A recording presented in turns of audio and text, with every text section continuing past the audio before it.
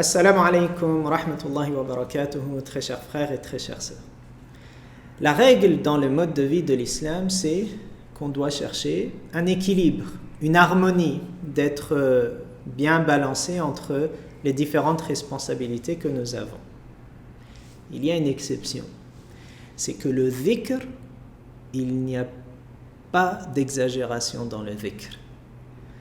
Le dhikr est l'adoration qu'il nous est demandé de faire en abondance. Exemple de verset parmi tant d'autres dans Surat Al-Ahzab. Par 2 fois il est dit, souvenez-vous d'Allah en abondance. Ya ayyuhalladhina amanu udhkurullaha dhikran kathira. Et dans un verset avant, وَالذَّاكِرِينَ اللَّهَ كَثِيرًا وَالذَّاكِرَاتِ. Ceux et celles qui mentionnent beaucoup en abondance Allah subhanahu wa ta'ala. Et les savants ont dit, concrètement, qu'est-ce que ça veut dire, se souvenir, le dhikr en abondance? On peut retenir 3 avis, que mentionne par exemple l'imam al-Nawawi rahimahullah dans son fameux livre Les invocations al-Adhkar. Premièrement, il y a cet avis qui dit, le fait d'accomplir les 5 prières par jour, donc prendre 5 moments dans la journée pour se souvenir, c'est déjà beaucoup.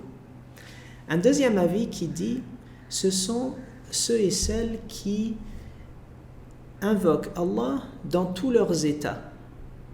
Comme il est dit dans le verset de Al-Imran, qiyaman wa qu'udan wa ala junubihim, qu'ils sont en posture debout, assis, allongés.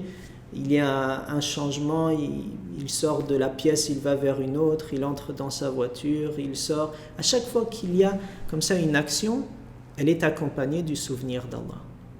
Et troisième avis qui te dit, c'est ceux et celles qui font l'effort de se connecter au prophète sallallahu alayhi wa sallam, d'apprendre les évocations qu'il faisait et qui rythmaient tout son quotidien jusque dans les plus petits détails, et qui apprennent ces évocations et qui vont les comprendre et les utiliser et en faire une habitude. Ce sont eux qui sont dans l'abondance du dhikr.